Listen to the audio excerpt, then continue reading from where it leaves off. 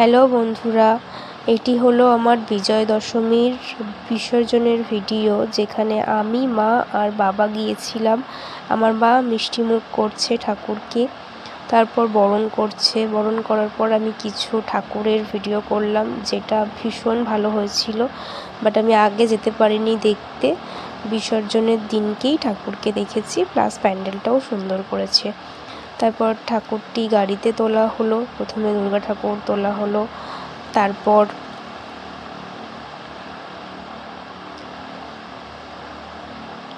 কার্তিক আর সরস্বতীকে তোলা হলো, তারপর লক্ষ্মী গণেশ। পাশেই একটা ঝিল ছিল, সেখানেই বিসর্জন হবে।